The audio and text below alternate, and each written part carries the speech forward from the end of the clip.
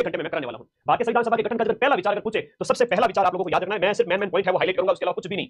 सबसे प्रथम विचार आपसे पूछे तो प्रथम विचार आपका 1895 के अंदर बाल गंगाधर तिलक का जो स्वराज विधेयक आया था, उसमें संविधान सभा की मांग थी कि भारत का खुद का स्वयं का राज, उसमें खुद का कॉन्स्टिट्यूशन। किसने कहा था भाई? तिलक 1920 के अंदर इनका निधन हो गया था, तो इनके जो विचार ऐसे उग्र स्वभाव के थे तो उन्होंने कहा था, ठीक है। तो सबसे पहले तिलक याद रखो, उसके बाद अगर गांधी जी पूछ ले तो 1922 में गांधी जी याद रखना। फिर नेहरू रिपोर्ट है जो 1928 की है, उसमें कहा था कि भारतीय लोगों के द्वारा भारत का संविधान तैयार हो। ऐसा सबसे इंपॉर्टेंट क्वेश्चन ये आता है कि संविधान की सबसे पहले संविधान सभा की सबसे पहली मांग कब की गई थी? अच्छा प्रश्न आता है, किस व्यक्ति द्वारा? हाँ, सबसे पहली बार। बहुत प्यारा एडमिट कार्ड आज ही आएंगे, रुक जाओ मैं बता दूंगा, एडमिट कार्ड आते ही लाइव आ जाना, मैं बता दूंगा। एम एन रॉय वाला प्रश्न है ना, थोड़ा इंपॉर्टेंट है, वो पहला व्यक्ति कौन था उसमें, हालांकि संविधान सभा की व्यक्तिगत मांग, ये अच्छा प्रश्न है। बाल गंगाधर तिलक वाला भी याद रखना, लेकिन ऑप्शन में आपका एम एन रॉय दिखेगा, सिर्फ उस समय एम एन रॉय को ही आप सही करोगे। किसको सही करोगे? एम एन रॉय। एम एन रॉय ने 1934 के अंदर कहा था, है ना, व्यक्तिगत रूप से इसकी मांग की थी, ये याद रखिएगा। बाकी वाले ज्यादा इंपॉर्टेंट है नहीं, कांग्रेस वाला, लखनऊ अधिवेशन वाला, नेहरू, पंडित नेहरू के द्वारा 1938 में, ब्रिटिश सरकार वाला, ये सब छोड़ सकते हो। क्रिप्स मिशन में भी हमें कुछ खास मिला नहीं, क्योंकि क्रिप्स मिशन असफल हो गया था। और कांग्रेस विशेषज्ञ समिति जो 1946 की है, उसने भी संविधान सभा का मसौदा तैयार किया था। तो सर सबसे इंपॉर्टेंट क्या है? Cabinet mission.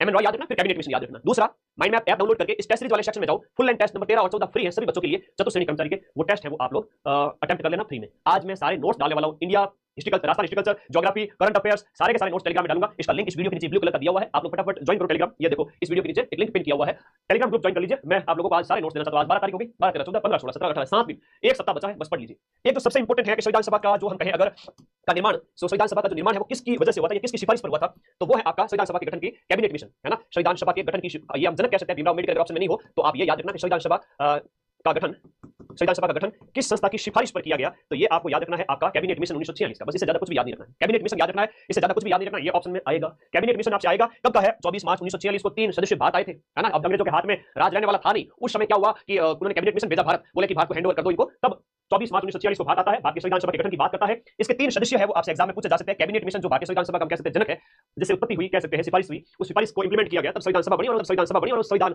सभा से हमारा संविधान तैयार हुआ था। तो उसमें हम कहें तो जॉर्ज पैट्रिक लॉरेंस है ना, ये लॉरेंस है, वो आपके कैबिनेट 1946 उसका हेड था लॉरेंस, है ना।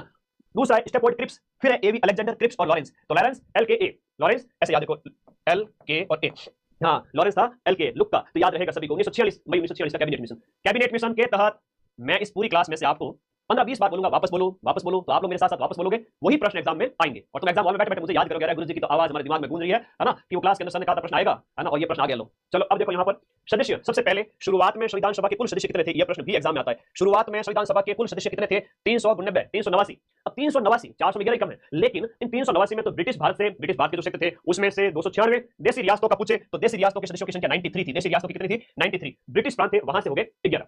इस प्रकार से ये आप लोगों को याद रखना है, ठीक है, ये आप लोगों को इस तरह पूरा याद रखना है। अब मुख्य आयुक्त के जो क्षेत्र थे, जो सेंट्रल प्रोविंस क्षेत्र थे, उनमें हम बात करें केंद्रीय जो क्षेत्र है, कश्मीर, मेवाड़, ब्रिटिश बलूचिस्तान, कुर्ग और दिल्ली, ये 4 है वो आपका केंद्रीय क्षेत्र हुआ करते थे उस समय के। एक बहुत प्यारा प्रश्न जो पूछा जाता है, संविधान सभा का गठन तो किया गया और उसमें जो सदस्य भेजे जाते थे, सीटों का जो आवंटन किया गया था, संविधान सभा ही क्या थी? एक प्रश्न आता है, आजादी से पहले की संविधान सभा ही आजादी के बाद में क्या बन गई? भारत की, बोलो क्या बन गई? संसद बन गई। तो आज भी संसद के सदस्य लोकसभा के, राज्यसभा के, उनका इलेक्शन होता है कि नहीं होता है? हाँ गुरुजी, है जो की बात है। तो उस समय संविधान सभा के सदस्यों का जब निर्वाचन किया गया था वो किस बेस पे हुआ था? तो संविधान सभा के सदस्यों का निर्वाचन है वो इस बेस पे हुआ था। वेरी इंपॉर्टेंट लिख दिया, मतलब प्रश्न परीक्षा में आ सकता है। जनसंख्या के अनुपात में प्रति 10 लाख, हर एक 10 लाख के क्षेत्र में परिसीमन नहीं होता आज भी, तो परिसीमन किया जाता है इलेक्शन के टाइम में, है ना। तो उससे एक मेंबर है वो आपका MP है, वो इलेक्ट होकर के जाता है। तो वो 10 लाख पर एक मेंबर गया था, 10 लाख पर एक गया था संविधान सभा में। धार्मिक समूह की बात करें तो ब्रिटिश भारत की 296 सीटों में से 213 तो सामान्य थे, मुस्लिमों की सीटें वो 79 थी और सिखों के 4 सीट थी। तो छोटा सा याद करना, लेकिन जो इंपॉर्टेंट है उसके ऊपर मैं बात करूंगा यहाँ पर।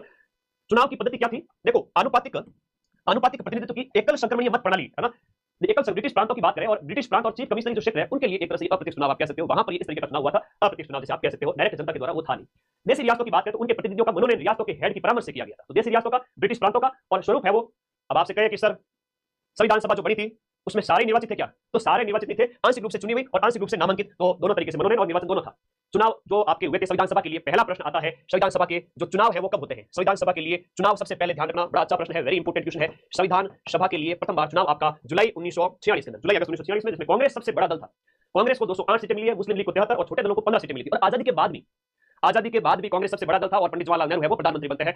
तो ये आपको याद रखना है कि कांग्रेस को सबसे ज्यादा सीट मिलती है जब पहली बार संविधान सभा के लिए इलेक्शन हुए थे। और देखो, गांधी जी ने तो बात कही तो ये कहा था कि कांग्रेस तो देश को आजाद करने के लिए बनाई गई संस्था थी, लेकिन इसको राजनीतिक दल बनाने के पक्ष में मैं तो नहीं हूं। लेकिन गांधी बाबा तो फिर उनका तो कह सकते हैं कि देवलोक हो गया था देश की आजादी के साथ ही, तो ये ध्यान रखना है। तो कांग्रेस को सबसे ज्यादा सीट मिली है। इलेक्शन कब होते हैं? संविधान सभा के लिए इलेक्शन होते हैं 1946। अब आगे देखो, पुनर्गठन कब होता है? वापस से पाकिस्तान के प्रतिनिधि नहीं रहे उस समय। एक प्रश्न ये है, जिन्ना ने कहा कि मैं नाती का बड़ा है, मैं तो नानी के घर जाऊंगा, देखो देर बार काटो, तो फिर जिन्ना को भेज दिया गया पाकिस्तान। जिन्ना अपने सदस्यों को लेकर पाकिस्तान चला गया। ठीक है भाई, चलो जाओ, है ना, यहाँ कौन सी कमी हो रही है, चले जाओ तुम, दरिया है भारत, तो बात तो समंदर है, उसमें छोटे मोटे दरिया आते रहते, तो वो जो चला गया यहाँ से, जो बात जिन्ना अपने मेंबर्स के साथ, तो ठीक है। उस समय जो 389 थे उसमें से सीटों की संख्या ये घट करके 299 रहेगी, ये आपको याद रखना है। विभाजन के बाद में सीटों की संख्या, जब जिन्ना को दबोदेर बार कार्ड निकाला गया, उस समय सीटों की संख्या कितने थे? उस समय सीटों की संख्या कितनी थी? उस समय 299 थी, आपको याद रखना है। कांग्रेस की बात है, उसके पास 82% सीटें थी, ब्रिटिश भारत 229 सीटें थी, देसी रियासतों के पास 70 सीटें थी। टोटल यहाँ पर है सीटों की संख्या 299, आप लोगों को याद रखना है। अब आगे बात करें अनुसूचित जाति कैटेगरी, नॉर्मली याद रख लीजिएगा, ये ज्यादा इंपोर्टेंट नहीं है, ये है वेरी इंपोर्टेंट क्वेश्चन। संविधान सभा के अंदर टोटल महिला सदस्यों की संख्या कितनी थी? फीमेल्स की संख्या हम बात करें टोटल 15 थी। कितनी थी? 5 × 3 15 महिला सदस्य आपके संविधान सभा में बैठी थी। ठीक है, आया है प्रश्न, अभी पूछा था भाई, याद कर लो। अब कौन कौन सी थी वो तुमसे नहीं पूछेंगे, ठीक है, वो बड़े एग्जाम से पूछा जाता है, first grade, second grade, RS pre वगैरह। फोर्थ ग्रेड में पूछ लेंगे तो फिर उन एग्जाम की है ना तौहीन हो जाएगी, है ना, चिंता ही मत करो। उसमें आपका सरोजनी नायडू वगैरह ये हो गए। राजस्थान से कुछ सदस्य है वो आपके 12 हुआ करते थे, तो संविधान सभा जो बड़ी थी उसमें राजस्थान से कितने गए थे? 12 सदस्य, और 12 में से एक जो आपका सेंट्रल प्रोविंस से था अजमेर मेरवाड़ा, यहां से एक मेंबर था, और बाकी देशी रियासतों से 11 लोग थे। अब यहां हम बात करें कि राजस्थान के सदस्यों की संख्या 12, ये आपको याद रखना। अब ये ध्यान रखिए, मुकुट बिहारी लाल भार्गव है, वो आपके अजमेर मेरवाड़ा से कौन थे? मुकुट बिहारी लाल भार्गव, ये मैं शॉर्ट में लिख रहा हूं, ये ध्यान रखना इसको। तो मुकुट बिहारी लाल भार्गव है, वो एकमात्र सदस्य थे जो सेंट्रल प्रोविंस अजमेर मेरवाड़ा राजस्थान में एक ही था। तो राजस्थान से कितनी सीटें? 12, याद रहेगा। Okay Madan sir, rock star, ये रॉक स्टार क्या होता है बेटा? आजा आजो, बड़े से मतलब रखो। पहला राजस्थानी हस्ताक्षर करता, अब ये कई बार प्रश्न आ जाता है। हाँ, सुपरस्टार रॉक स्टार मत बनो। पहला राजस्थानी जिसने हस्ताक्षर किया था वो बलवंत सिंह मेहता थे, उदयपुर के। उद्देश्य प्रस्ताव आपके पेपर में, मैं फिर से बताऊंगा, आपके पेपर में ये प्रश्न आएगा, आपके पेपर में ये वाला प्रश्न आएगा। कौन सा वाला आएगा? ये पूछा जाएगा आपसे कि उद्देश्य प्रस्ताव किसने प्रस्तुत किया और कब प्रस्तुत किया गया, और इस उद्देश्य प्रस्ताव को बाद में क्या कहा गया। ध्यान रखना, उद्देश्य प्रस्ताव को पंडित जवाहरलाल नेहरू ने प्रस्तुत किया था। नेहरू जी ने प्रस्तुत किया था 13 दिसंबर 1946 को, जिसे 22 जनवरी 1947 को अपनाया गया, स्वीकृत किया गया, और संविधान की प्रस्तावना बाद में ये क्या बन गया था? भारतीय संविधान की प्रेमबल बन गया था, प्रस्तावना बन गया।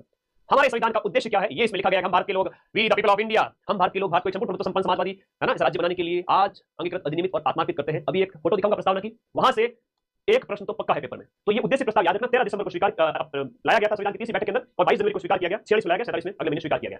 एनजी रंगायत अल्पसंख्यक राष्ट्र की व्याख्या, अल्पसंख्यक राष्ट्र की व्याख्या 8 आधार पर बल देते हैं, छोड़ो इसको। अगला जो प्रश्न मोस्ट इंपोर्टेंट आपके पेपर में छप चुका है, मैं बताता हूं, लिखिएगा मेरे प्यारे भाई बहनों, कि संविधान सभा की पहली बैठक कब होती है? संविधान सभा की पहली बैठक 9 दिसंबर 1946 को होती है, वर्तमान संसद भवन के अंदर। हालांकि अब तो संसद भवन नया बन गया। तो हम यहां पर बात करें तो वो 207 सदस्य उसमें उपस्थित थे। एक प्रश्न ये आता है कि जब 9 दिसंबर को बैठक हुई थी ना, पहली बैठक, तो सदस्य सारे इकट्ठे हुए थे। अब बोले कि अध्यक्ष किसे बनाया जाए, तो भाई सच्चिदानंद जी सिन्हा को अस्थायी अध्यक्ष बनाया गया। तो ये ध्यान रखना, अस्थायी थे, परमानेंट नहीं थे, अस्थायी अध्यक्ष सच्चिदानंद सिन्हा थे। तो दूसरी बैठक दूसरे दिन वापस सच्चिदानंद सिन्हा जी तो आनंदित हो गए थे कि भाई मैं तो अध्यक्ष बन गया संविधान सभा का, लेकिन वापस 1946 चल रहा, अभी याद रखना, 47 मत कर देना, ये 1946 11 दिसंबर 1946, अभी 2 दिन बाद में वापस बैठक होती है। दूसरी बैठक में संविधान सभा का स्थायी अध्यक्ष हमें मिल गए थे, और वो थे डॉक्टर राजेंद्र प्रसाद, यानी कि भारत के पहले राष्ट्रपति। यहां पर स्थायी अध्यक्ष बन जाते हैं जस्ट 2 दिन बाद में। संविधान सभा की पहली बैठक 9 दिसंबर को होती है। पहली बैठक कब होती है? 9 दिसंबर को, प्रथम बैठक लिखा हुआ है यहां पर, पहली बैठक 9 दिसंबर 1946। तो 9 दिसंबर 1946 को पहली बैठक, सच्चिदानंद सिन्हा अस्थायी अध्यक्ष, और बाद में स्थायी अध्यक्ष राजेंद्र प्रसाद जी। अब संविधान सभा की 8 बड़ी समितियां थी, यहां से भी एक प्रश्न बनता है। संविधान सभा की 8 बड़ी समितियां थी, सबने मिलकर के काम किया है ना, खूब काम किया है, अच्छा प्रश्न है। 8 समितियों में जब भी आपको संघ मिले राज्यों के लिए समिति, इन सभी के जो हेड है ना, नेहरू जी करना, संघ शक्ति, संघ की संविधान समिति, और प्रांत राज्यों के लिए समिति, तो राज्यों के लिए ये आपके नेहरू जी हो जाएंगे, राज्यों के लिए भी नेहरू जी हो जाएंगे। लेकिन प्रांत की जहां कहीं भी बात हो, वहां पर प्रांत से पटेल, कस्तूरी देवी, ये सब तो आता है। तो बेटा बता, संविधान सभा में कितने वाचन हुए थे? पहला वाचन कब हुआ था बेटा? सरल प्रश्न दे करके तुम लोग है ना, फूल मत जाना, तुम लोग खूब फलो, लेकिन फूलो कभी नहीं। पेपर सरल आएगा, लेकिन 30-40 प्रश्न सोचने पड़ेंगे आप लोगों को। वहां अगर गलती कर दी ना, देख लेना, कान पकड़ के सबको, कान के अंदर छोटा सा कंकड़ डाल के, यूं कान है ना, गुरुजी जो करते थे बचपन में, वैसे करना। चलो आगे आ जाओ। तो यहाँ पर संघ है और राज्यों के लिए नेहरू जी आ जाएंगे, संघ और राज्यों के लिए नेहरू है। लेकिन जब भी प से प्रांत आए, जब भी आपका प्रांत आए, याद रखना, जब भी प्रांत आए उस समय आप लोग क्या करोगे? प्रांत से पटेल करोगे, पी से पटेल, पी से प्रांत करोगे, और मौलिक अधिकार और अल्पसंख्यकों की जहां कहीं भी बात है वहां पर भी आपके कौन से हो जाएंगे? सरदार वल्लभ भाई पटेल। ये हो गई 5 समितियां, तो क्लियर है। प्रारूप समिति तो समझ लो तुम्हारे पेपर में छप गया। अब कौन सी देवी थी जो भी बच्ची कमेंट करी थी? बालिका थी, महिला थी, आई डोंट नो, सभी तैयारी करे, छोटे से लेकर 18 साल से लेकर 40-45 साल तक सब तैयारी करे। आधे मेरे से छोटे हैं, आधे मेरे से बड़े हैं। तो मेरे सभी दोस्तों, अब बताओ यहाँ पर प्रारूप समिति का गठन कब किया गया था? जो कह रहे थे सरल है सर, पेपर तो नहीं सरल है, सरल वालों को रिस्क है, सरल वालों को थोड़ी सी रिस्क है। तो बताओ प्रारूप समिति का गठन कब हुआ था? ये बहुत इंपॉर्टेंट है, वेरी इंपॉर्टेंट। तो प्रारूप समिति के अध्यक्ष भीमराव जी अंबेडकर थे, प्रश्न एग्जाम में आएगा। प्रारूप के अंबेडकर जी हैं, मौलिक अधिकार अल्पसंख्यक और प से प्रांत के पटेल हैं, राज्य और संघ वाले के नेहरू जी हैं, प्रक्रिया समिति, प्रक्रिया के पटेल मत कर देना, प्रक्रिया के राजेंद्र हैं, और संचालन के भी राजेंद्र जी हैं। प्रक्रिया का संचालन करो, प्रक्रिया का क्या करो? संचालन करो, प्रक्रिया का संचालन करो, प्रक्रिया का संचालन करो। ये प्रश्न पटवारी के पेपर में पूछा था। कौन सा वाला सर? ये वाला प्रश्न, ये वाला प्रश्न पटवारी के पेपर में पूछा गया था। अधीनस्थ बोर्ड है, वही अधीनस्थ बोर्ड जो तुम्हारा अभी 4th ग्रेड का पेपर पूछा जा रहा है। तो पटवारी पेपर में ये प्रश्न पूछा जा चुका है कि संचालन समिति के हेड कौन थे? हाँ, 7 सदस्य थे 29 अगस्त 1947 को। Very good. तो ये तो मैंने आपको बार-बार बताता हूं, 29 अगस्त 1947, और इसमें 7 सदस्य थे, बाद में 2 सदस्य चेंज हो गए थे, याद रखना, ठीक है, स्वास्थ्य कारणों की वजह से। संचालन और प्रक्रिया के कौन? राजेंद्र जी। प्रांत के और मूल अधिकार के अल्पसंख्यकों के कौन? पटेल जी। राज्य और संघ वाले के हेड कौन? नेहरू जी। 8 समितियां याद होगी? बेटा याद, इसलिए तो कहते हैं टीचर जब बोलते हैं ना उसको याद, उससे याद होता है। किताबें पोथी पढ़ जग मुआ, सिलेक्शन भयानक हो। वीडियो कोर्स पढ़ लो, तुरंत सिलेक्शन हो। ऑडियो वीडियो माध्यम से, दृश्य श्रव्य माध्यम से पढ़ते हो, सब दिमाग में छप जाता है। प्रारूप समिति 29 अगस्त 1947, 7 सदस्य थे। याद रख लेना। अभी जो बताया उसमें गोपाल स्वामी अय्यर, कृष्ण स्वामी अय्यर, के.एम. मुंशी, म से मोहम्मद हिदायतुल्लाह, फिर माधवराव बी.एल. मित्तल, कृष्णमाचार्य की जगह उनकी उनकी मृत्यु पर मनोनीत होते हैं, और फिर कृष्णमाचार्य वो खेतान की मृत्यु पर आते हैं, माधवराव और कृष्णमाचार्य आते हैं। टोटल 7 सदस्य आप लोगों को याद रखना, बहुत इंपॉर्टेंट है। अब यहाँ पर संविधान की प्रस्तुति की बात करते हैं, वेरी इंपॉर्टेंट, मोस्ट वेरी गुरुजी ना। इंडिया रामायण अभी आने वाली 10 दिन, थोड़ा माफी चाहता हूं, अभी फोर्थ ग्रेड पर बात करेंगे, आने वाली है ना, थर्ड पेपर की तैयारी कर रहे हैं, आने वाली किताब। प्रस्तुति है वो संविधान को राजपत्र में कब प्रकाशित किया गया था। देखो हम बात करें 21 फरवरी 1928 को गजट में प्रकाशित होती है। हम बात करें जो है प्रस्तुति होती है हमारे संविधान जो तैयार हो रहा था उनके संबंध में, नवंबर 1928 को संविधान सभा में इसे प्रस्तुत किया गया, जो तैयार किया गया था उसका बार-बार वाचन किया जाता है। जो वाचन है वो आपका 3 बार किया गया, हर प्रावधान वाद विवाद के बाद ही पास किया गया, एक प्रावधान बिना वाद विवाद के हुआ था, वो सार्वभौमिक मताधिकार है, उस पर कोई वाद नहीं हुआ था। तो ये आपके प्रारूप समिति के बारे में था। अनुच्छेद ज्यादा नहीं पूछेंगे, जो पूछेंगे वो मैं बता दूंगा। संविधान का अंगीकरण ये आपके फोर्थ ग्रेड की 6 पारियों में से 4 पारी में पेपर में छप चुका है, याद रखिएगा। और मेरी जीवा परमार सरस्वती का विराजमान है, और 4 पारी में आगे फिर ये मत समझना कि मेरे एड्रेस बोर्ड के साथ कुछ है, मेरे एड्रेस बोर्ड के साथ अगर कोई सेटिंग है तो वो सब मेहनत की सेटिंग है, सारी मेहनत की, ठीक है, हो जाता है कई बार कहते तुम। तो संविधान अंगीकरण है वो आपका कब, देखो अंगीकरण करना, अपनाना एक ही बात है। अंगीकरण करना, अधिनियमित करना, आत्मार्पित करना, या इसे एक शब्द कहते हैं संविधान को अपनाया कब गया था। तो संविधान को जो अपनाया गया था आज 26 नवंबर 1949 ऐसा प्रस्तावना में लिखा हुआ है। 26 नवंबर 1949 कहां 46 में संविधान सभा बनी थी, 11 दिसंबर को पहली बैठक होती है, 9 दिसंबर 1946 को पहली बैठक, और 26 नवंबर को अपनाया गया, खूब टाइम लगा भाई, और फिर 26 जनवरी 1950 को लागू कर दिया गया। तो ये चीजें ध्यान रखनी, ये अपनाया गया था। लेकिन संविधान दिवस आप सभी को पता ही है, और इसकी थीम है हमारा संविधान हमारा स्वाभिमान। ये अभी पूछा गया है पटवारी के पेपर में, क्या है थीम संविधान जो है संविधान दिवस 2024 की थीम क्या है बताओ। ये प्रश्न भी एग्जाम में अभी पूछा गया था पटवारी के अंदर, संविधान दिवस हमारा संविधान हमारा गौरव, संविधान दिवस 2024 26 नवंबर को मनाया गया। इसकी थीम है वो आपसे पूछी गई थी पटवारी के पेपर में, हमारा संविधान हमारा गौरव, हमारा संविधान हमारा स्वाभिमान, संविधान हमारा संविधान हमारा स्वाभिमान, हमारा स्वाभिमान। ये क्या है मुझे याद आ जाता है वो क्वेश्चन आपको लिखा देता क्योंकि अभी ये थीम पूछी गई थी। तो 2015 से 26 नवंबर को हर साल किस रूप में मनाया जाता है। हाँ 26 नवंबर 2015 से संविधान दिवस के रूप में। तो 15 से आप गिन लो, 16 17 18 19 20 21 22 23 24, तो 9 संविधान दिवस अभी तक हम मना चुके हैं, 9 संविधान दिवस मना चुके हैं। और 9वें संविधान दिवस की थीम ये थी हमारा संविधान हमारा स्वाभिमान, क्योंकि सर से थी थोड़ा मैथ देखो। अम्बेडकर जी को महात्मा गांधी की सलाह पर वो केंद्रीय विधि मंत्री बनाया गया था। अधिनियमित करना आपको याद रहेगा, प्रारूप तैयार करने में 3 वर्ष का समय लगा। लागू करने की तिथि, भारत का संविधान है वो आपके पूर्णतः हम बात करें तो पूरी तरह से तो आपका 26 जनवरी 1950 को लागू होता है, लेकिन कई सारे प्रावधान ऐसे थे। तो 26 नवंबर 1949 को जब हम बात करें कि संविधान को अधिनियमित कर दिया गया, आत्मार्पित किया गया, उसमें कई सारे प्रावधान है वो लगभग 10 से 15 के बीच में लागू कर दिए गए थे। तो ज्यादा टेंशन नहीं है, पूरी तरह से तो 26 जनवरी को ये अंतर आना चाहिए ना, संविधान अंतर आना चाहिए। कई सारी चीजें हैं। अब एक प्रश्न बड़ा अच्छा पूछा जाता है, बार बार पूछा जाता है, मैं देख रहा हूं पीछे के पेपर्स के अंदर, इंपॉर्टेंट है कि जो हमारा जो राष्ट्रीय तिरंगा है, इस तिरंगे को 22 जुलाई 1947 को 15 अगस्त से कुछ दिन पहले 24 जनवरी 1950 को जब राष्ट्रगीत और राष्ट्रगान स्वीकार किए गए थे, इस दिन अंतिम बैठक हुई थी। अच्छे प्रश्न एग्जाम में सीधे सीधे आएंगे, है ना। करण कह रहा है कि 6 पारी में 90% मिला दोगे, मैं 90% से ज्यादा मिलाऊंगा, 90% तक तो प्रश्न कठिन से पेपर होता है आरपीएससी का, उसमें मिलाता हूं। सेकंड ग्रेड हो गया, आरएस प्री हो गया, आपके पेपर में तो बस 2-4 क्वेश्चन का मैं नहीं कहूंगा, बाकी सारी मिला दूंगा 120 में से 115 तक भी। तो 24 जनवरी को लास्ट बैठक होती है, उस दिन आपका राष्ट्रगीत क्या है, राष्ट्रगीत वंदे मातरम। और राष्ट्रगान कौन सा है, जनगण मन जनगण मन, रविंद्रनाथ जी टैगोर साहब। ये तो आपको याद है, कई सारे बच्चों में कंफ्यूजन बचपन से घुसा हुआ है। टैगोर ये है राष्ट्रगीत, तो गीत है आपका वंदे मातरम सुजलाम सुफलाम मलयज शीतलाम। तो वंदे मातरम बंकिम चंद्र चटर्जी, यहाँ हो जाएंगे बंकिम चंद्र चटर्जी। तो ये आप लोगों को थोड़ा याद रखने हैं, बहुत इंपॉर्टेंट है। तो कब अपनाए गए थे, राजेंद्र प्रसाद जी अंतरिम राष्ट्रपति बनाए गए। एक अंतिम जो सरकार है ना, उसके हेड कौन थे, ये प्रश्न भी आता है, तो नेहरू जी थे, ठीक है, ओके। तो ये ध्यान रख लेना। फिर बात करते हैं स्वतंत्रता अधिनियम। भारत का जो स्वतंत्रता अधिनियम है 1947 वाला, उस अधिनियम के तहत हमें आजादी मिली थी, और संविधान सभा को पूर्ण संप्रभु और पूर्व ब्रिटिश कानून बदलने, संशोधन करने, रद्द करने का अधिकार ये सब दिया गया 1947 के अधिनियम के तहत। जब हमें आजादी दी गई, हैंडओवर की गई आजादी, तो ये 1947 के अधिनियम पारित करके दी गई। इस क्लास के 100 क्वेश्चन भी करा दूंगा 1 घंटे के अंदर, टेंशन मत लो। पहले ये पढ़ लेना नोट्स, 5 में से 5 सही करके आओगे, कसम है तुम लोगों को मेरी। संविधान सभा है वो आपका संविधान निर्माण प्लस अंतिम संसद के रूप में काम किया था उसने, बाद में संसद बन गई थी।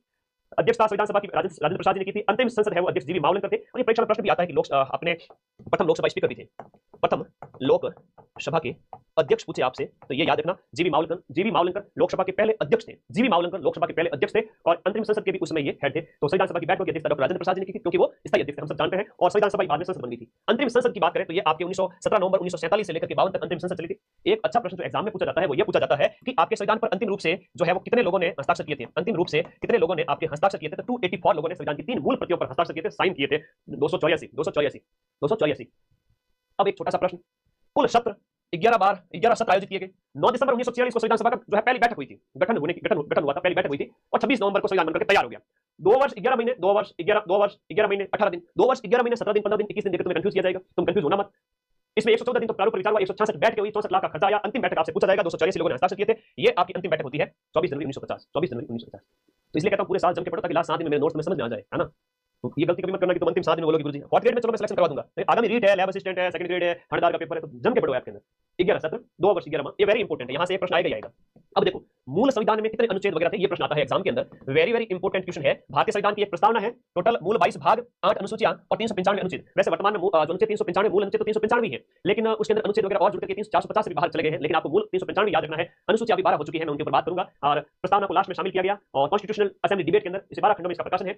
एक बहुत अच्छा प्रश्न आता है, भारतीय संविधान की प्रस्तावना आपके 6 पारियों में से 2 से 3 पारी में ये प्रश्न छप चुका है, याद कर लीजिएगा। क्या है सर प्रश्न? प्रश्न यह है कि भारतीय संविधान की जो उद्देशिका है या जिसे हम कहते हैं प्रस्तावना कहते हैं, इसमें से एक प्रश्न यह आएगा कि भारतीय संविधान की प्रस्तावना में संशोधन कब किया गया था। तो भारतीय संविधान की प्रस्तावना में जो संशोधन यानी अमेंडमेंट किया गया था वो 42वां संविधान संशोधन, 42वें संविधान संशोधन के तहत कब किया गया था? 1976। 42वें संविधान संशोधन के तहत, 42वें संविधान संशोधन के तहत नए शब्द जोड़े गए, नए शब्द जोड़े गए, कई सारे नए शब्द जुड़े थे। 42वें संविधान संशोधन कब हुआ था? 1976 में, इंदिरा गांधी के समय में। तो 1976 में 3 नए शब्द भारतीय संविधान की जो प्रस्तावना में जोड़ दिए गए। कौन कौन से शब्द थे? हम भारत के लोग, भारत के संपूर्ण प्रभुत्व संपन्न, समाजवादी, पंथनिरपेक्ष, लोकतंत्रात्मक गणराज्य बनाने के लिए और इसके लोगों, उसके समस्त नागरिकों को सामाजिक आर्थिक न्याय दिलाने, विचार अभिव्यक्ति सबकी स्वतंत्रता, प्रतिष्ठा और अवसर की समानता मिले लोगों को, और सबकी गरिमा, एक राष्ट्र की एकता और अखंडता की बात की गई। तो ये जो शब्द दिए गए ना, एक तो अखंडता वाला है और ये एक समाजवादी और पंथनिरपेक्ष वाला। ये प्रश्न इतना नया पूछे गए हैं, क्या बताऊं, ये तुम्हारे पेपर में छप चुका है ना। वो लिफाफा भले बंद हो, लेकिन आंखें बंद करके मां सरस्वती का ध्यान लगाता हूं तो मुझे वो वापस पेपर में लिखा हुआ जो प्रश्न है वो मेरे आगे से यूं चलने लग जाते हैं, खटाखट 120 प्रश्न। इसलिए तो आंट्स मैराथन में वो सारे प्रश्न करवा दूंगा। तो लीगल तरीके से काम करो ताकि तुम्हारे पर कोई कार्रवाई ना हो। मेहनत इतनी करो कि सारे क्वेश्चन आ जाए। तो भाई समाजवादी, धर्मनिरपेक्ष या पंथनिरपेक्ष, भारत किसी भी पंथ को नहीं मानेगा, समाजवादी और जिसमें सभी वर्गों का कल्याण हो, अखंडता, भारत एक रहना चाहिए। ये 1976 में 42वें संविधान संशोधन के तहत स्वीकार किए गए थे। सभी जो अपनी कॉन्स्टिट्यूशन की जो प्रस्तावना है, प्रीएम्बल है, उसमें जोड़े गए थे। इसको अंग्रेजी में प्रीएम्बल कैसे थे? एक प्रश्न ये आएगा कि भारतीय संविधान को कब अपनाया गया? 26 नवंबर 1949, 26 नवंबर 1949, मिति माघ शुक्ल सप्तमी, संवत 2006, विक्रम संवत 2006 में 57 जोड़ लो, 2083 आते हैं, 83 आते हैं ना। 2006 के अंदर विक्रम संवत 2006 विक्रमी संवत है। अच्छा, उसमें विक्रम संवत 2006 था, तो उसके अंदर अभी 80 और जोड़ोगे तो आ जाएगा 1949 के बाद में, तो वो वर्तमान 2080 के आसपास है। संविधान को अंगीकृत किया गया, अधिनियमित किया गया, आत्मार्पित किया गया। ये भी पूछा जाएगा कि संविधान को कब अंगीकृत किया गया था, ये प्रश्न हो जाता है। 57 वर्ष तो आगे है, बाकी वर्तमान में इस विषय से कितना आगे है वो जोड़ बताएगा। ये हो गया, एक ये हो गया, बार बार पूछा जाता है। एक अभी प्रश्न बड़ा शानदार पूछा गया कि संविधान, एक कि भारत के जो संविधान को हाथ से किसने लिखा था? 6 महीने लगे थे, जो संविधान के 6 महीने लगे थे और वो बैठ करके जो है संविधान सभा का जो कक्ष है वहां पर, वर्तमान का संसद भवन, 6 महीने उन्होंने लिखा था। तो हाथ से प्रति किसने तैयार की थी? ये प्रश्न भी आया था पेपर महीने पर पहले ही। बताओ किसने तैयार किया था? चित्रांकन इसमें 22 चित्र हैं भारतीय इतिहास के, और चित्रकार का नाम याद कर लो, नंदलाल बोस, इंपोर्टेंट है। और राजस्थान के कृपाल सिंह शेखावत का नाम तो आप जानते ही हो, कृपाल सिंह शेखावत। संविधान सभा के पदाधिकारी में अस्थायी अध्यक्ष सच्चिदानंद सिन्हा है, और अस्थायी उपसभापति पूछ रहे तो फ्रैंक एंथोनी थे, अध्यक्ष राजेंद्र प्रसाद जी थे, उपाध्यक्ष की बात करें तो एचएस मुखर्जी थे, उपसभापति फ्रैंक एंथोनी थे, अध्यक्ष है वो राजेंद्र प्रसाद थे। तीनों बातें अलग अलग है। संवैधानिक सलाहकार का एक प्रश्न एग्जाम में पूछा जाता है कि सलाहकार कौन था? तो आपके BN Rao, Benegal Narasimha Rao, Benegal Narsingh Rao, admit card में बता दूंगा सब को। BN राव थे सचिव वगैरह, प्रवक्ता वगैरह छोड़ दीजिए। भारतीय संविधान की मूल हस्त लिखित प्रति या कॉपी किसने तैयार की थी? प्रेम से बोलो बाके बिहारी की, प्रेम से बोलो, जय माता दी, प्रेम से बोलो, प्रेम से बोलो, प्रेम से बोलो से याद हो जाएगा। प्रेम बिहारी जी ने हाथ से लिखा था, है ना। हाथ ऊपर उठा के बोलो, प्रेम से हाथ ऊपर उठा के बोलो, प्रेम बिहारी। तो प्रेम बिहारी नारायण रायजादा, भले 1-1 लाख की कोचिंग करके भी आ गया, उन बच्चों को ये क्वेश्चन पता नहीं, ठीक है। ये मत समझना कि 4th ग्रेड समझ करके यूं, है ना, फ्लावर मत समझना, फायर है ये मत समझना कि हर कोई कर लेगा। कुछ प्रश्न ऐसे होंगे जो किसी ने अगर सिद्ध से पढ़ा है तो उसी को आएंगे, फैक्चुअल क्वेश्चन कंसेप्ट पढ़ने वालों को भी नहीं आते, बल्कि कितना होशियार हो, ठीक है। ये अच्छा प्रश्न है, प्रेम बिहारी नारायण रायजादा, प्रेम से बोलो, हाथ ऊपर उठा के, हस्तलिखित कॉपी। क्लास में तो याद करवाता हूं, इसलिए तो तुम लोग मेरे को प्यार करते हो, बाकी मेरी शकल कौन सी है? ऋतिक रोशन से मिलती है। आगे आ जाओ, भारतीय संविधान की विशेषताएं। मेरे प्यारे दोस्तों, अभी तक हमने भारतीय संविधान को देखा, अभी भी भारतीय संविधान की कई सारी बातें मुझे आपको बतानी है, एग्जाम में क्वेश्चन बाहर नहीं जाने देंगे। सिलेबस का जो सेकंड टॉपिक है आपका वो ये है कि भारतीय संविधान की प्रमुख विशेषताएं क्या क्या है। मैं फटाफट बताऊंगा भारतीय संविधान की प्रमुख विशेषताएं क्या क्या है। भारतीय संविधान की विशेषताएं ध्यान दीजिएगा कि विश्व का सबसे बड़ा और लिखित संविधान है। इतना बड़ा संविधान किसने तैयार नहीं किया जितना हमारे यहाँ। सर इतने बड़े संविधान की क्या खासियत है? अरे भाई 395 तो मूल अनुच्छेद है, उसमें मूल 22 भाग और 12 अनुसूचियां, वर्तमान में बात करें 22 भाग है, 12 अनुसूचियां है और 5 परिशिष्ट वगैरह। तो इस तरह से अब संपूर्ण प्रभुत्व संपन्न है ना। आंतरिक मामलों में हम क्या है? सर्वोच्च है, इसलिए हम क्या है? संपूर्ण प्रभुत्व संपन्न है। लोकतंत्रात्मक गणराज्य जहां पर है वो आपका राष्ट्रपति है, वो गणतंत्र का हेड होता है, तो ये आपके बताया गया है। फिर हमारा संविधान है वो पंथ निरपेक्ष है, धर्म की मूल अधिकार में स्वतंत्रता दी गई है और प्रस्तावना में भी कहा गया है कि भारत एक पंथ निरपेक्ष स्टेट, भारत एक पंथ निरपेक्ष राष्ट्र होगा, ये प्रस्तावना में भी कहा है। और मूल अनुच्छेद मूल अधिकार जो आपके अनुच्छेद 25 में जो कहा गया है कि धर्म को मानने की स्वतंत्रता, 25, 26, 27, 28, 29 सभी उनकी बात करें, 25, 26, 27, 28 4 है। ओके, संसदीय प्रणाली है हमारे देश में, हम बात करें हमारे यहाँ पर संसदीय प्रणाली जहाँ कार्यपालिका है वो व्यवस्थापिका के प्रति उत्तरदायी होती है, रेस्पॉन्सिबल होती है कार्यपालिका व्यवस्थापिका के प्रति। तो ये भी प्रश्न आता है। हमारे यहाँ पर एकात्मकता का भाव भी है और संघात्मकता का भाव है। केंद्र राज्य के अधिकार स्पष्ट है, आपातकाल में केंद्र एकरी नागरिकता, ये एकात्मकता की बात है, एकरी नागरिकता, आपातकाल में केंद्र का कंट्रोल और अखिल भारतीय सेवाएं, जैसे IAS IPS होते हैं तो कहीं भी लग सकते हैं ऑल ओवर इंडिया के अंदर, तो एक उसकी बात हो रही है, ठीक है। और एकात्मक भाव के साथ संघ का भाव भी है, संघ का मतलब जितने राज्य भी है, केंद्र भी है, सब मिलकर काम करेंगे, तो आपके यूनियन का भाव भी है और एकात्मकता जैसे अमेरिका में है कुछ भाव वो भी है यहाँ पर। तो संघ और एकात्मक दोनों मिले जुले स्वभाव के हैं हमारे यहाँ पर शासन व्यवस्था। एक न्यायपालिका, न्यायपालिका वो सर्वोच्च है, सर्वोच्च न्यायालय के फैसले सभी पर लागू होते हैं। वयस्क मताधिकार है, इलेक्ट्रो के लाडे जो 18 साल से ऊपर हो चुके हैं उन सबको वोट डालने का अधिकार दिया हुआ है कॉन्स्टिट्यूशन के अंदर। हमारे संविधान के भाग 18 में आपातकालीन प्रावधान है, जहां पर अनुच्छेद जो आपके हैं 352, फिर आपके अनुच्छेद 356 राष्ट्रपति शासन और वित्तीय आपातकाल जो है आपका 360 ये राज्यों के अंदर लगाया जाता है और ये होता है आपका राष्ट्रपति शासन। ये भी आपके प्रावधान संविधान के अंदर किए गए हैं और ये हो गया आपके वित्तीय आपातकाल। मूल अधिकार नागरिकों के लिए लागू किए गए हैं आपके संविधान के भाग 3 के अंदर। चलो कौन से हैं? हम बात बता देते हैं आप लोगों को, क्योंकि कॉन्स्टिट्यूशन सिलेबस में, और मैंने वादा किया क्लास से बाहर कंटेंट, ये जो कंटेंट है इससे बाहर क्वेश्चन नहीं जाएगा। तो संविधान के आपके भाग 3 के अंदर, हमारे संविधान के भाग 3 के अंदर आपके अनुच्छेद 12 से लेकर के 35 तक, है ना, 12 से लेकर के 35 तक आपके मूल अधिकारों के बारे में बताया गया है। मूल अधिकार कितने हैं सर? अरे भाई 6 मूल अधिकार है। एक 7वां जो था, जो संपत्ति का मूल अधिकार था, वो अब हटा दिया गया है और उसे अब एक कानूनी अधिकार बना दिया गया है अनुच्छेद 300 क के तहत। तो अब संपत्ति आपका मूल अधिकार नहीं रहा, अब वो एक कानूनी अधिकार है, ठीक है। तो अब 6 मूल अधिकार कौन से हैं सर? देखो भाई, पहला मूल अधिकार तो मानव होने के नाते ये हमसे छीने नहीं जा सकते, इसलिए संविधान के भाग 3 में 6 फंडामेंटल राइट्स दिए गए हैं। तो पहला समानता का अधिकार है, कानून के समक्ष समानता, अनुच्छेद 14। फिर अनुच्छेद 15 के अंदर आपका धर्म भाषा के आधार पर स्वतंत्रता, फिर 16, फिर आपका 17, फिर आपका 18। तो ये आपका 14 से लेकर 18 तक है, वो आपकी समानता की बात है। स्वतंत्रता के मूल अधिकार के बारे में प्रश्न आता है कि स्वतंत्रता कितनी प्रकार की है? तो अनुच्छेद 19 के अंदर 6 प्रकार की स्वतंत्रताएं हैं। कितनी प्रकार की? 6 प्रकार की स्वतंत्रताएं यहां पर आपसे शामिल की गई है। घूमने फिरने, बोलने की आजादी, लेकिन कुछ भी बोलने की आजादी नहीं है। यूं नहीं कि बाहर कोई गाड़ी निकालनी स्टार्ट कर दो, ना ही जूते पड़ेंगे, फिर वो आपको ले जाकर के जेलबंदी किया जा सकता है, देशद्रोह का मुकदमा भी चलाया जा सकता है। तो कुछ भी बोलने का अधिकार नहीं है, बंधनों के साथ में आपको बोलने का अधिकार है। मूल अधिकार भी बंधनों के साथ प्राप्त है। अनुच्छेद 21 इसमें आता है। अनुच्छेद जो 21 है, अभी पटवारी के पेपर में भी पूछा गया था, अनुच्छेद जो 21 है वो क्या है सर? देखो, अनुच्छेद 21 में जीवन का अधिकार है। जीवन का अधिकार है, जीने का अधिकार है। आपके जीवन पर किसी प्रकार का संकट नहीं आ सकता, उसके लिए आप वोट जा सकते हो। अगर किसी भी तरह का, अगर वायु प्रदूषण भी है अगर आपके ऊपर, अरे तो वो कई तरह की चीजें, आपके जीवन को खतरा है, कई सारी चीजें हैं, वो अनुच्छेद 21 के अंदर आ जाती है। जीवन का अधिकार वो 21 में, व्यक्तिगत स्वतंत्रता है 19 के अंदर है। ये ज्यादा पूछे जाने वाले प्रश्न है, बता देता हूं। 22 तक स्वतंत्रता है। फिर तीसरा मूल अधिकार है, शोषण नहीं कर सकते आपका, छोटे बच्चों का शोषण वो नहीं हो सकता। बाल श्रम और खतरनाक कामों में निषेध, ये 23-24 हो गया, शोषण हो गया। शोषण के बाद में अनुच्छेद जो है 25, 26, 27, 28 में धर्म की स्वतंत्रता है। तुम्हारी इच्छा है तो हिंदू, मुस्लिम, सिख, ईसाई जो भी तुम चाहो उस धर्म को मान सकते हो, उसका पालन पोषण, उसका प्रचार प्रसार कर सकते हो। ये 25 से स्टार्ट हो जाते हैं। और फिर है 5वां जो है वो है आपका संस्कृति और शिक्षा संबंधी अधिकार। अनुच्छेद 29 और 30 में आप अपनी संस्कृति, शिक्षा संस्थाएं वगैरह इनको बढ़ावा दें। ये सारी बातें हैं। बढ़िया नरेश, धन्यवाद भाई। आगे देखो, अनुच्छेद जो लास्ट वाला है, अब एक परीक्षा में प्रश्न आता है कि आपका मूल अधिकारों की जो आत्मा है ना वो कौन है? मूल अधिकारों की आत्मा, तुम्हारी बॉडी में से तुम्हारी आत्मा निकाल दी जाए तो क्या रह जाए? गुरुजी, खाली शरीर एक वस्त्र है और आत्मा हमारी बॉडी से अगर निकल गई तो शरीर तो एक वस्तु की तरह नीचे गिर के पड़ जाएगा। आज मदन सर जो तुम्हारे सामने बोल रहे हैं, हाव भाव कर रहे हैं, जितनी उम्र लिखी हुई है तब तक बोल रहे हैं हाव भाव है, और जिस दिन आत्मा निकल गई उस दिन यूट्यूब पे वीडियो रह जाएंगे। हाँ, भगवान थारी हमारी सवारी उम्र है वो घनी लंबी करे है। चलो आगे बात करो। तो मेरे प्यारे साथियों, जब तक आत्मा है तब तक सब कुछ है, वरना कुछ भी नहीं है। तो जब तक मूल अधिकारों के अंदर ये संवैधानिक उपचारों का अधिकार है तब तक सब कुछ है, उसके बाद में तो डेड बॉडी है। हाँ, संवैधानिक उपचार, जो संवैधानिक अधिकार है, संवैधानिक उपचारों का अधिकार है, वो अनुच्छेद 32 के तहत मूल अधिकारों की आत्मा माना गया है। लेकिन संविधान की आत्मा किसे कहते हैं ये भी लिख लेता हूं, नोट करके यहां लिख लो, नोट करके लिखो। संविधान की आत्मा ये किसे कहा गया, कोई बताएगा मुझे? अब वो कौन था जो भी कह रहा था पेपर तो सर सरल लिया हुआ है ना? पेपर तो सरल लिया हुआ है सर, पेपर सरल आता है मुझे भी बताया, लेकिन वहां एग्जाम हॉल में प्रेशर को हैंडल करना, सही उत्तर देना, वो एक अच्छे विद्यार्थी की निशानी है। और दुखेश मनु दिग्न मन सुखेशु विगत स्प्रह वितराग भय क्रोध स्थित धीर मुनि रोचते, सुख और दुख, प्रेशर और नॉर्मल सिचुएशन में जो स्थिर बुद्धि वाला है वही सक्सेसफुल माना जाता है। वही जो स्थिर बुद्धि वाला है वो हमेशा विजेता बनता है। तो ये प्रस्तावना को कहा गया है, ये कहा गया है, अम्बेडकर ने कहा था प्रस्तावना को, इसको कहा था। तो तुम लोग कैसा दिमाग रखोगे, जैसे गीता में कहा गया वैसा, ये किसने कहा था? अम्बेडकर ने, डॉक्टर भीमराव अम्बेडकर जी ने कहा था। हाँ, तो मूल अधिकार 6 हो गए, और ये 6वां है वो आप, इसके तहत आप सुप्रीम कोर्ट भी जा सकते हो, इसके तहत आप हाई कोर्ट भी जा सकते हो। 5 प्रकार की रिट जारी की जाती है, याद हो जाएगा। तो हम कह रहे थे कि हमारे नागरिकों के लिए मूल अधिकार है वो कितने प्रकार के हैं? 6 मूल अधिकार है वो कितने प्रकार के हैं? 6 प्रकार के मूल अधिकार हो जाते हैं, फंडामेंटल राइट्स। नीति निर्देशक तत्व जो प्रश्न आता है संविधान के भाग 4 के अनुच्छेद, संविधान के भाग 4 के अनुच्छेद की बात करें, अनुच्छेद 36 से लेकर के 51 तक है। अब इसमें अनुच्छेद जो 40 है ना वो ग्राम पंचायतों से संबंधित है, अनुच्छेद 51 है तो वो आपका अंतरराष्ट्रीय संबंधों से संबंधित हो जाता है। ऐसे याद करना। नीति निर्देशक तो इंपोर्टेंट है, एग्जाम में पूछे जाएंगे, मौलिक कर्तव्य एग्जाम में पूछे जाएंगे। नागरिकों के लिए संविधान के भाग इसी 4 के अंदर 4 क जोड़ा गया, और इसी भाग 4 क के तहत एक अनुच्छेद जोड़ा गया, और वो अनुच्छेद है वो आपका कौन सा हो जाता है? अनुच्छेद हो जाता है 51 क। तो अनुच्छेद 51 क के तहत नागरिकों के लिए कितने मूल कर्तव्य है? नागरिकों के लिए पहले 10 थे और बाद में 11 कर दिए गए। 11 मूल कर्तव्य।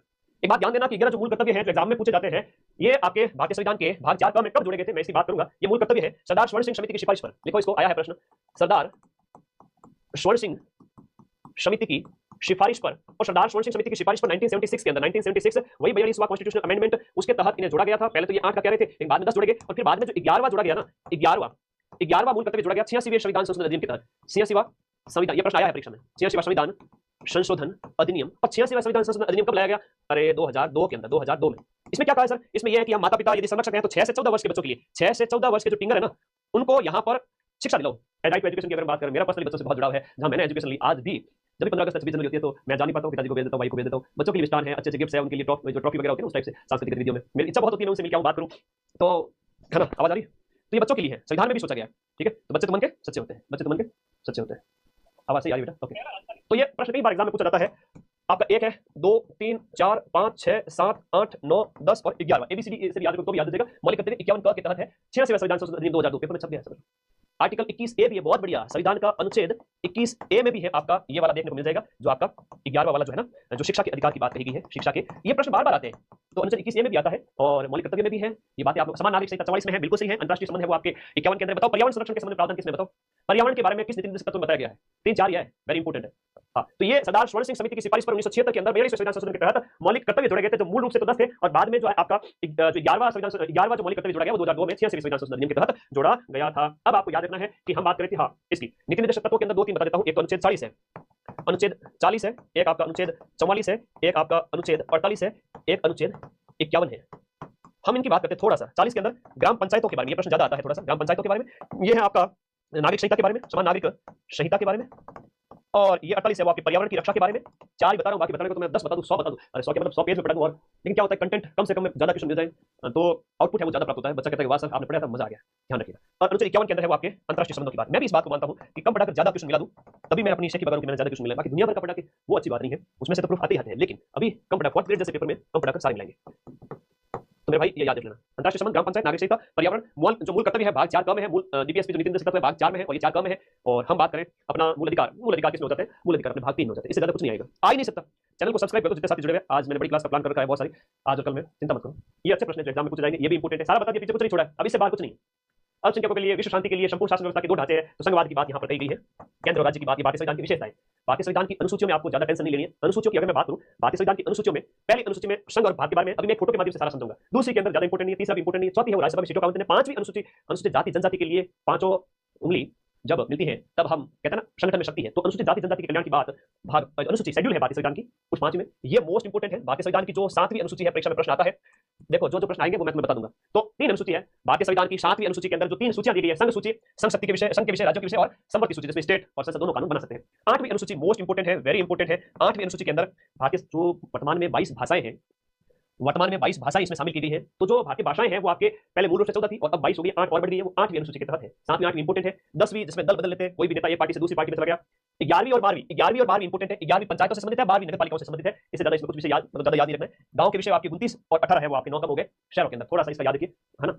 अब संघ सूची के अंदर वर्तमान में 98 विषय है, राज्य सूची में 59 है और संवर्ती में 52 है। अवशिष्ट शक्ति एक आता है कि आपकी ये संसद के पास होती है ना, अवशिष्ट शक्तियों का संसद के पास। 8वीं अनुसूची में कई सारी भाषाएं, ये आपको याद नहीं करनी है। ये जो अभी मैंने बताया था वो आपको ये याद करना यहाँ पर है ना। हाँ जी, ये देखिएगा यहाँ पर। अब देखो भारतीय संविधान की जो अनुसूची है थोड़ी पढ़ लेना, मैं जो इंपोर्टेंट करूँ वही पढ़ना, बाकी मत पढ़ना। संघ के बारे में प्रथम अनुसूची में है, फिर आप देखोगे 5वीं अनुसूची कई बार पूछ ली जाती है, अनुसूची जाति जनजाति। 7वीं अनुसूची थोड़ा सा याद रखना, जो शक्तियों का बंटवारा है। 8वीं अनुसूची में भाषाएं हैं। 9वीं और 10वीं, जो 9वीं है वो आपकी 9वीं छोड़ दीजिए, 10वीं दल बदल, 11वीं और 12वीं, 11वीं ग्रामीण निकाय से संबंधित है और 12वीं नगर निकाय से संबंधित है। ये आपको याद रखना है, थोड़ा थोड़ा देखना, बाकी ज्यादा टेंशन नहीं लेना, अंदर की चीजें नहीं पढ़नी ज्यादा। संविधान के स्रोत बहुत इंपोर्टेंट है, मैं बता देता हूँ कि हमने अमेरिका के कॉन्स्टिट्यूशन से मूल अधिकार अपनाए हैं, न्यायपालिका अपनी है, और न्यायपालिका सर्वोच्च है, उसके लिए वो संसद के द्वारा बनाए गए कानून की जांच भी करती है, उसे न्यायिक पुनरावलोकन कहते हैं। तो मूल अधिकार वाला प्रश्न कई बार पूछ लेते हैं कि मूल अधिकार हमने कहां से लिया है और या स्वतंत्र न्यायपालिका कहां लिया है, इनमें भी ये ज्यादा पूछा जाता है मूल अधिकार। ये थोड़ा सा आप लोगों को देख लेना है, पढ़ लेना है। 1935 के अधिनियम से संघवाद को अपनाया है, मूल अधिकार अमेरिका से अपनाया है। उपराष्ट्रपति पद अभी सुर्खियों में है क्योंकि अभी उपराष्ट्रपति है वो आपके इस्तीफा दिया और अभी नए उपराष्ट्रपति बने हैं 15वें, तो उपराष्ट्रपति पद हमने अमेरिका से अपनाया है। न्यायपालिका की स्वतंत्रता अमेरिका से होगी। ब्रिटेन की बात करें तो संसदीय शासन प्रणाली ब्रिटेन से अपनाई, संसद की शासन प्रणाली ब्रिटेन से अपनाई, कानून का जो है विधि का शासन वो वहां से अपनाया है। और आयरलैंड के संविधान से हमने अपनाया है नीति निर्देशक तत्व, जो संविधान के भाग 4 के अंदर है। और कनाडा के संविधान से संघीय व्यवस्था की बात करते हैं, कनाडा से संघ की बात करना, और उसके बाद आपातकाल की बात करना तो आपके जर्मनी। फ्रांस की बात करें तो गणतंत्र और प्रस्तावना के अंदर हम स्वतंत्रता, समानता और भाईचारे की बात करते हैं, ये हो गया। हम ऑस्ट्रेलिया के संविधान से प्रश्न एक ये आता है कि संमति सूची हमने कहां से अपनाई, ऑस्ट्रेलिया के संविधान से अपनाई। रूस जो यूएसएसआर था पहले का, सोवियत संघ था, वहां से हमने मूल कर्तव्य अपनाए, तो मौलिक कर्तव्य कहां से अपनाए? सीपी राधाकृष्णन को भी 2 दिन पहले बने हैं 15वें उपराष्ट्रपति, ये नहीं पूछा जाएगा। जगदीप धनखड़ ने इस्तीफा दिया, ये पूछा जाएगा, ठीक है। जगदीप धनखड़ वो 14वें उपराष्ट्रपति थे और झुंझुनू जिले के किठाना गांव से बिलोंग करते हैं। दक्षिण अफ्रीका से हमने कॉन्स्टिट्यूशनल अमेंडमेंट, जो आपके संविधान के अनुच्छेद 368 के तहत संविधान संशोधन की प्रक्रिया अफ्रीका से अपनी, और जापान की बात करें तो विधि के शासन की बात है। अब ये बाकी वाले तुम्हें पढ़ना नहीं, जो मैंने बताया वही शय में, ठीक है। ये सब शय में जो मैंने बताया था, इसमें यही मूल अधिकार, नीति निर्देशक तत्व वगैरह ये ज्यादा पूछे जाते हैं। संविधान संशोधन की बात करें तो 368 के तहत किया जाता है, और इसमें जो अभी लेटेस्ट का है 42वां का थोड़ा इंपोर्टेंट है, याद कर लेना। प्रस्तावना में संशोधन, नीति निर्देशक तत्व और मौलिक कर्तव्य बहुत सारे कई सारे जुड़े गए थे। 44वां 78 का है। 106वां संविधान संशोधन अधिनियम लेटेस्ट है, महिलाओं के लिए 1/3 आरक्षण से संबंधित है, याद रख लेना। और फिर ये 100 के पार वाले भी करा देता हूं थोड़े से। 100वां है वो भारत बांग्लादेश सीमा से संबंधित था, 101वां है वो जीएसटी से संबंधित था, और 106वां है वो महिलाओं के लिए 1 आरक्षण लोकसभा राज्य विधानसभा में। अनुच्छेद नहीं याद करना, नहीं याद करना, ठीक है। ओके, आ गया, खत्म, टाटा बाय बाय। आज की क्लास में इतना ही था। वापस